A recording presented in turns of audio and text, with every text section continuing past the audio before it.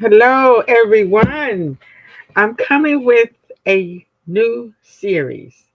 And this time, we're going to stick with it because this is uh, very important. Because it's time for us to start facing the truth and get out of the lies. Every day, we bombarded with lies, clickbaits. You'll see something and you'll click on it, and then you find out it's just a theory. Or they say something like, well, it could be. We're tired of it. It's time for us to start concentrating on us because we are really under attack, and our young ones are the ones that's going to suffer the most. So I got this book years ago and I read it, and I was like, wow. Even though it does reference a Bible scripture, and I look at the Bible as I look at most books. It's some truth in it. It's some truth. And it get whenever a book makes you think, it makes you want to find out more, then to me it's worth reading. And I have read the Bible plenty of times. And it's some truth in it. It may not be the truth that they are references to, because we have to remember the Great Spirit tells us stuff because he because the Great Spirit knows that a lot of us want to know, and we are directed in all kind of ways, whether it's in a book or something just appears in the sky or something somebody says. That's why it's good to listen. And in our first um, segment, we're going to look at the introduction on what this book is really about. Because it's time for us to get back to listening to our philosophers, our um, uh, scholars and professors and parents. It's time for us to start listening to us. Because as it says, the valley of the dry bones, the conditions that race that face Black people in America by Rudolph R. Windsor.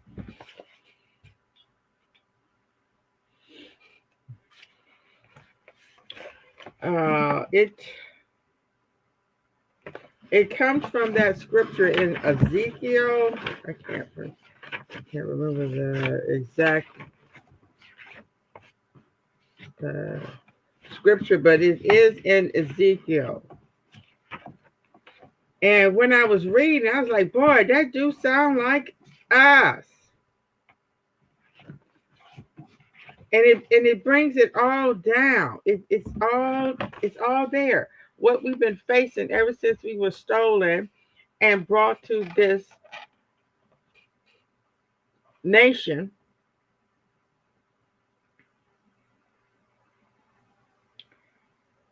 in chains and under horrific conditions.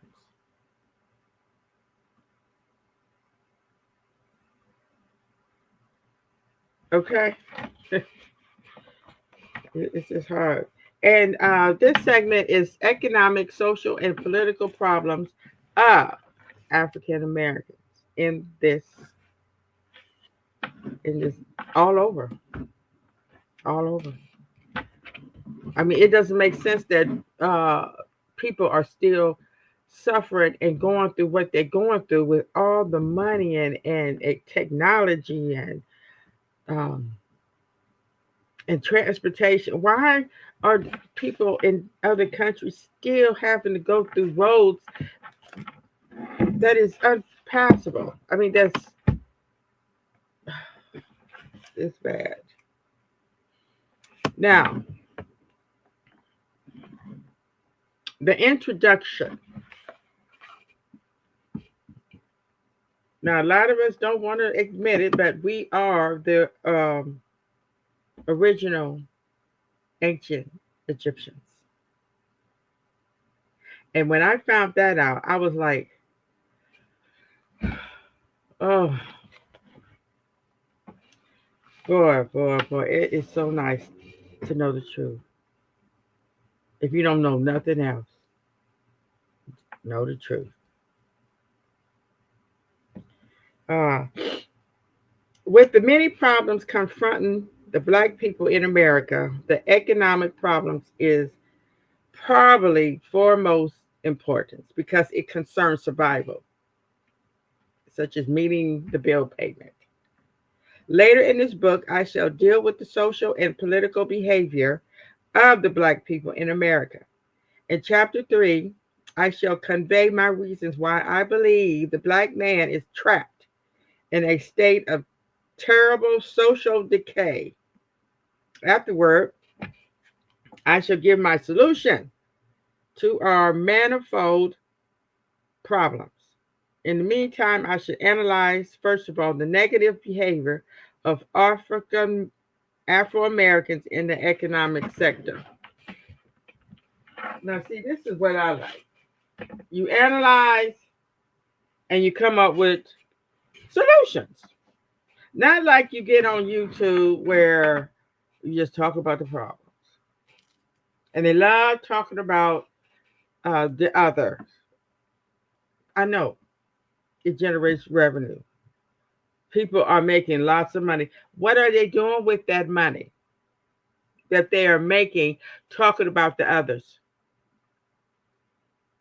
Um, and our economic habits, such as spending habits, because that's all you're doing. You make money, you spend it. And you know, they got something for us. They come up with all these cheap stores, urban stores that they know black people basically are going to go and give their money to, such as Rainbow, Ashley Stewart, Sheen. That's a new one that they came on that's have caught on fire. A lot of people want them cheap clothes. I hear them bragging, oh, I got this whole outfit, all this and that for under $50. Oh, really? Do you ever want to know how that was so cheap? When I read about how they are slave labor, people working 12, 14 hours for cheap just to make these clothes, the shop never closes over there in those other countries. Why we don't have clothing stores? Why are we not making our own clothes? And Temu, oh, that's another one. Oh, they love some Temu. Amazon. They all those clothes on there are made by people with their little mom and pop shop that work to make money. They have to just to pay the bills. And most of these foreign urban clothing stores that's in your neighborhood are mostly ran by foreigners.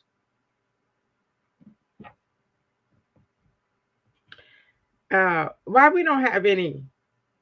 It's you seldom see, but when we do have some, they expensive as hell. When we have shops, when they are ran by black people, they mostly are. They some nice clothes, yes, they are, and they mostly boutiques. So they kind of like um, your runway styles and stuff, but they're so expensive. Famous footwear, K&G Fashions, Cato, City Trends, and you find a lot of clothes you can sell. You can sell and buy clothes on TikTok and Facebook,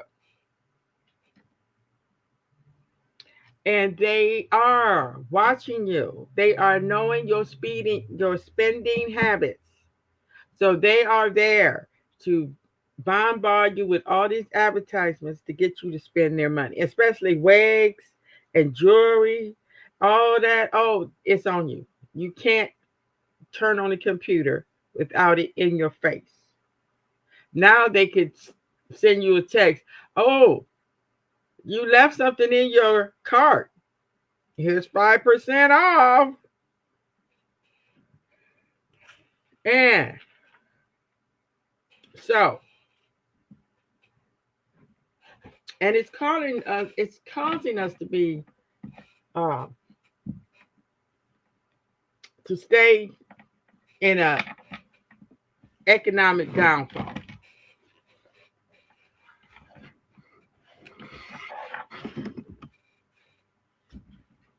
As I know one thing about cheap clothing, it don't last long, and it makes you want to go buy some more. You know, and it's a mind thing. Just like you go into the dollar, uh, everything's a dollar or something like that, and you go in there and you get all this stuff, and then it comes up to $50, and you just bewildered because something just don't seem like you adding up. But hey, you got like 20 things in your basket. It's weird. It's just really weird. Um, and it's something that's been going on in that industry for a long time. It's all devised by a plan. The $1.99, it looks cheaper. It looks cheap, but it's not. It's really $2, and you're still gonna be taxed the way as if it was $2. And another thing that is really is a big problem is the social decay that we are seeing in our communities, in our families. And it's been happening for a long time, but now it's just being really, really widespread.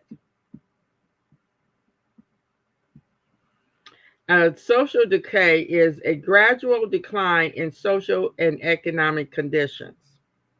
So, excuse me, we we've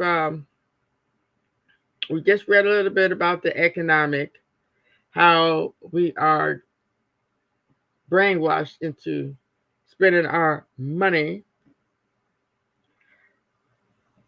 not with us, because it's hard to, because if you look in the community, how many black owned stores are in the community?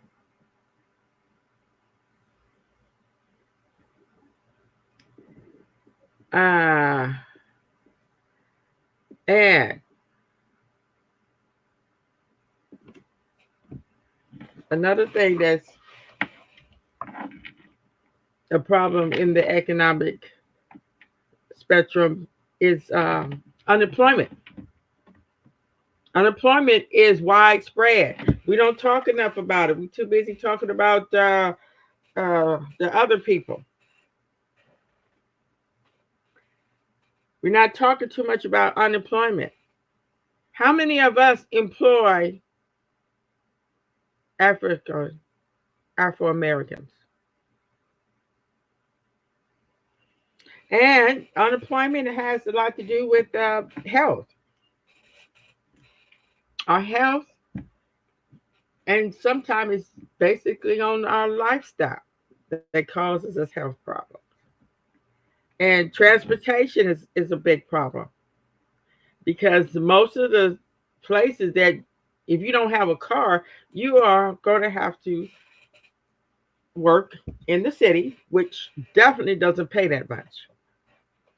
And it's something about legal. Sometimes your record stops you from getting a decent job, or you are going in back and forth to court. So you're missing work days. And also a reduce of social protection.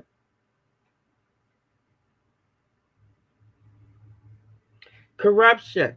Corruption is a main problem with us in the community because a lot of our politicians are corrupted. So they're not doing what they say they're going to do because they can get away with it. And they are being paid not to do things that they should do for the people in the city.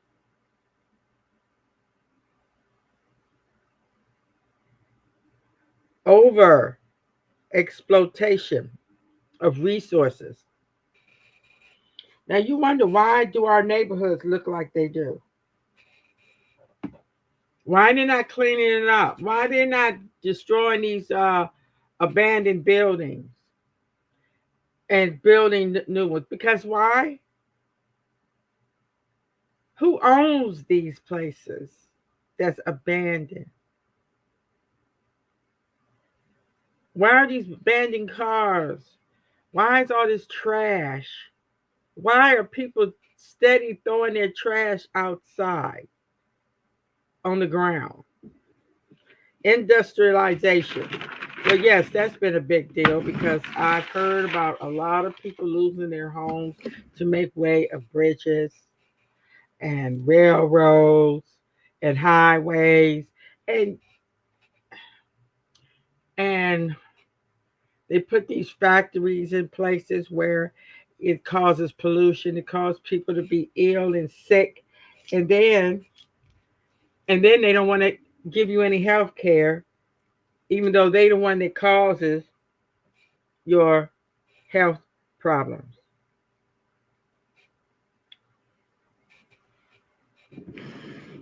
And social decay, it is costly because I read somewhere where how it costs a lot of money because of our uh, young ones being unemployed, committing crimes, and all that adds up. Court costs, maintaining juvenile detention, and yeah, it costs a lot. But you don't think that they care. Instead of encouraging our kids to do better.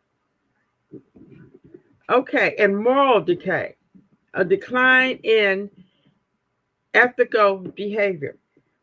Is that word ever brought up in homes now? That's not ethical. Manners, and we don't talk about that anymore in the home. It's not taught. You could tell. That's why a lot of people get mad when they say, well, who raised you? Who raised these kids? Where are the parents at? Because if the parents was teaching these kids moral behavior and respect for oneself and others, we wouldn't have them out there stealing people's cars.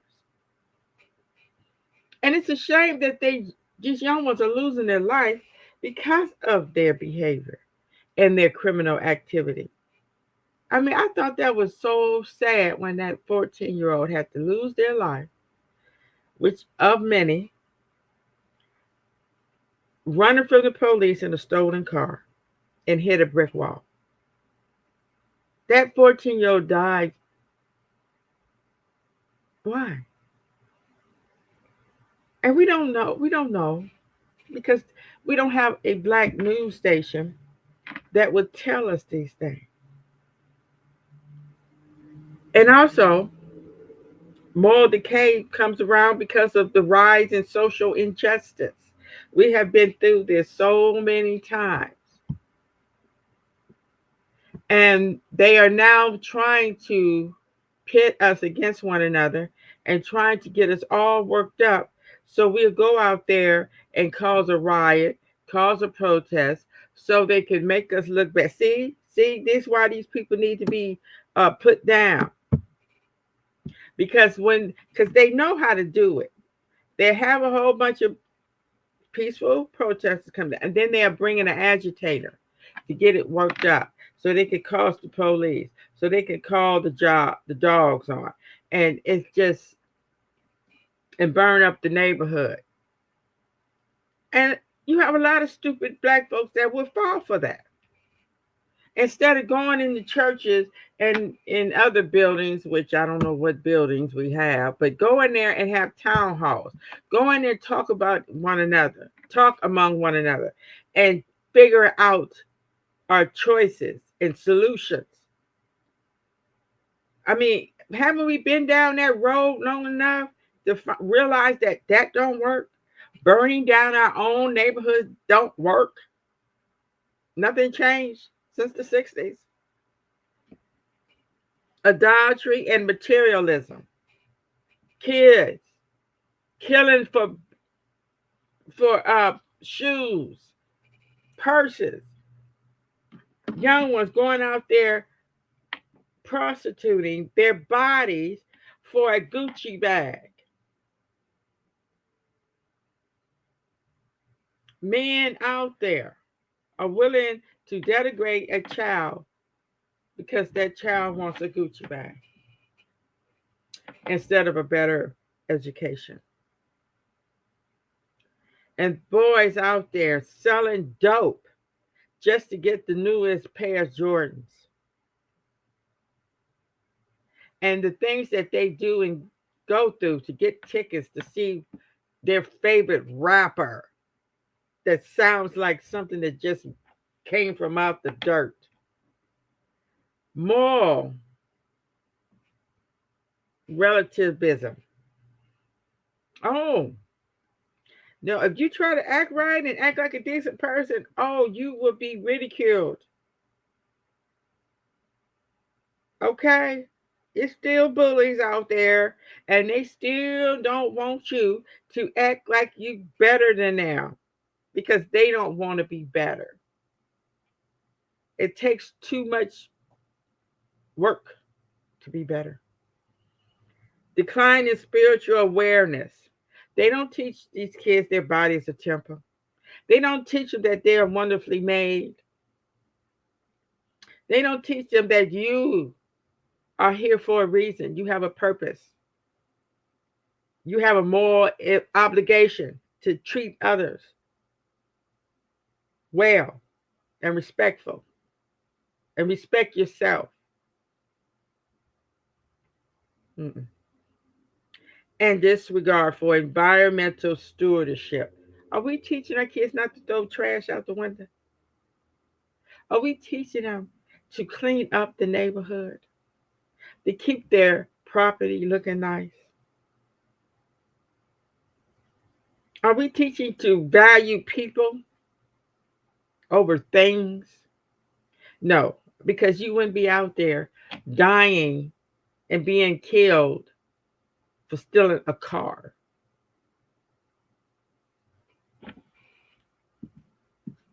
Or a Michael Norris bag. And you wouldn't be so naive to sit around and having fun and partying and and and celebrating Valentine's Day when you have all this mess around you burning. You have all these people that look like you in such bad conditions, but you pretending that everything is okay. Now, I just wanted to bring that up because we are going to be talking about social, and social has a lot to do with moral. ethical, moral decay. And the negative behavior. It's a lot of negativity. Yes, it is. And because of the increased rate of unemployment among the youth and the rapid immigration to America, it behooves me to explain some of the reasons Black people do not own more businesses and have a higher rate of employment. The Black people in this country don't control more businesses because of their false orientation and negative thinking. Yes, we grow up with that. And it's been that way a long time because you will be literally told, no, you cannot do that because you're Black. And thank goodness some people didn't listen to that.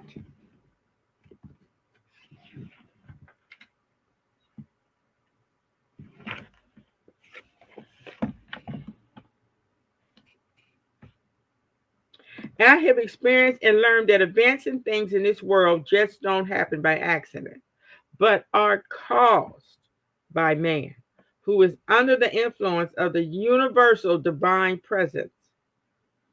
Where there is an action or deed, there will be sooner or later a reaction. This is universal law.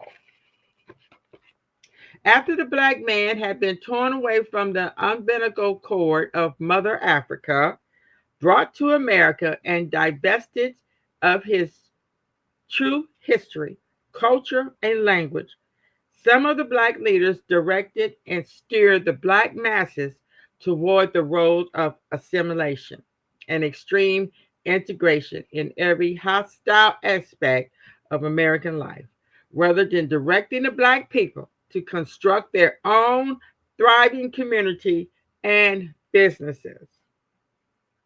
Yes, yes, that in a nutshell. Not in a nutshell. We should have been out there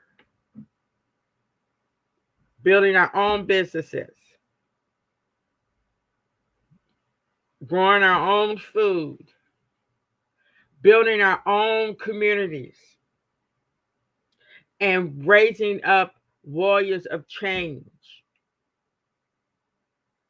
We should have had our own infrastructure. We should have had our own political affiliation. We tried that back in the 70s, but you see how far it went. They promised Jesse Jackson, oh, you could be the president. You have to, come on our side.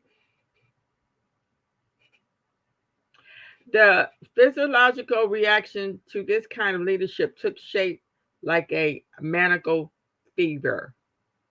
Integration meant for Blacks uniting with the white race in politics, businesses, and social entertainment.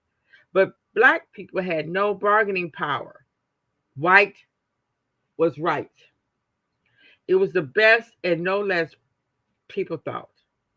The integration mania grew in such great proportions that Black people, unaware of their glorious history, believed that to be Black or dark skinned meant to be inferior. That saying, from 1900 through the late 1950s, if you are Black, get back. You remember that? Aside from the Moorish Americans, some Muslims, and the Garveyites and the Black Hebrew Israelites, most Black Americans believe in integration at any price. Yeah. You had some people that to this day knew it was a wrong idea, knew it was a bad idea. And I had one of those parents that thought going into the white stores and working for them is the best way to get ahead. And in some cases, maybe it was, if that's all you cared about. Most Black Americans believe in integration at any price, even at the cost of their lives at the hands of the Ku Klux Klan. To most Black people, integration meant riding in the front seats of trains and buses, eating and sleeping in white restaurants and hotels, going to white theaters and movies, and working in any and all kinds of white businesses in order to be around white people with the purpose of dating and sleeping with them. With this kind of self hatred and integration, fever spread it like wildfire.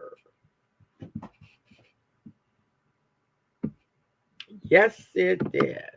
Yes, it did. We was okay with it. It don't matter if my life is on the line for being caught with this white person. Really, because when I looked at a documentary on Sammy Davis Jr., he wanted to marry a white woman, and they literally told him, "No, and you will be killed if you don't marry a black woman right now and get that out." But he did eventually marry one. But they serious. They be serious, and a lot of black people are willing to die just to have that opportunity. But one man they didn't kill, and one man they couldn't kill, and that was that black boxer. What was his name? Oh my God, he um he dated, married, he Jack Johnson. He had, yeah, uh he had a lot going with him. He had a definitely a guardian angel around him because honey, he didn't care. And that's okay. That is okay for some people. We have people in all shapes and sizes. Uh they thought we don't want to establish any black businesses. We only want to work in the white ones and advance up into white society. And that is so true. They didn't think about owning their own business. And the opportunity was there, especially when black people was making all kind of money working at those factories, Firestone, Chrysler, all of them. They was making good money.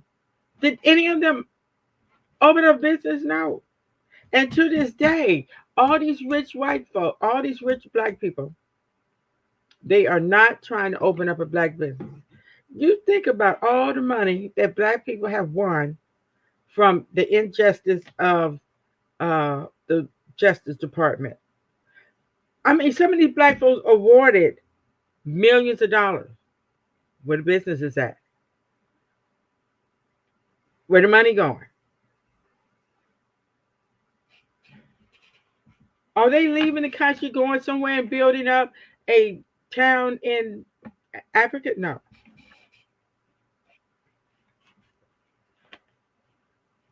I overheard a black man saying, if we establish black businesses, we shall be segregating ourselves. Some people actually think that they would be segregating themselves.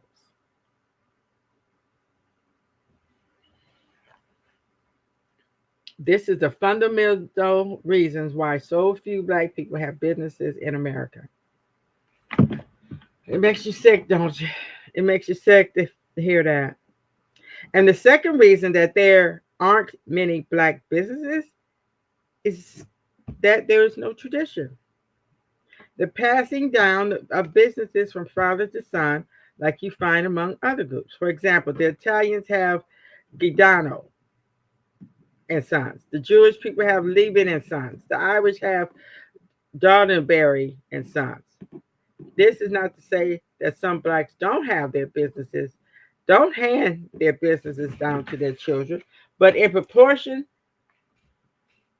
to other ethnic groups, blacks don't have many businesses to hand down. Another reason is blacks are conditioned to the work hours of 9 to 5. And in the beginning, to be successful, most small businesses must be open for at least 12 to 16 hours. Lastly, many blacks do not enter the business world because they feel that it is a white man's domain or the domain of other ethnic groups. Yes. When I was growing up, the town that I lived in, it was a lot of black businesses. Yes, you're mostly clothing, shoes, hats, a grocery store here and there. And then woke up, they were gone. You know, that's how it felt. I just woke up and it was gone. It was like uh the Indians came in, the Muslims came in, the Chinese came in and took over. It was just like, what the hell? It's like overnight. You're walking there and you're like, who are these people? And it was done by design. They would only let black people get so far and then take you back because we don't have good leadership. We don't have strong leadership. Our leadership, because when you're leading a bunch of ignorant ass people, it's hard. And most of us is ignorant as hell. Don't want to. They'll take the pain that the other dish out. But they won't take the pain for us. Yes, we complain about the prices are high. Yes, we do complain about that. And it's a good reason because a lot of us are unemployed or underemployed. And a lot of us have a lot of kids out of wedlock. I mean, come on. You 30 years old with 9 children. I mean, come on. We got to do better. And it's time because this book is telling us that it's a solution. And the solution is coming whether you are ready for it or not. Because it ain't a doggone thing you could do about it. Because there's a lot of people on this planet that is ready for it. So I'm going to stop here. I'm going to talk. I'm not going to do because I'm doing a lot of. We're going to go to the next one later on. Yeah.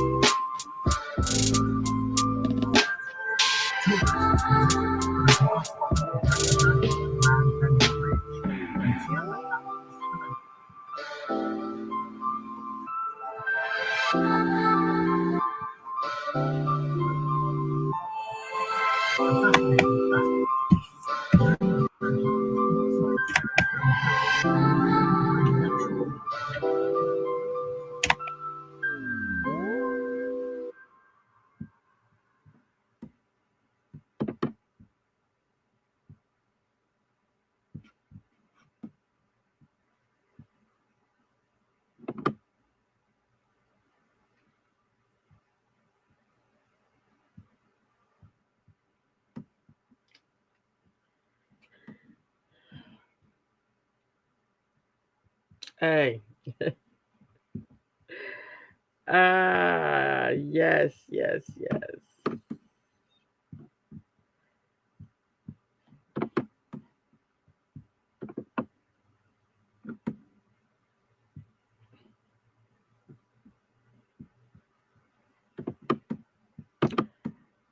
Let me see. I'm not sure if y'all saw that video.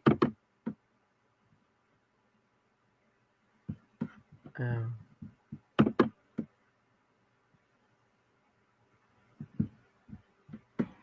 mm,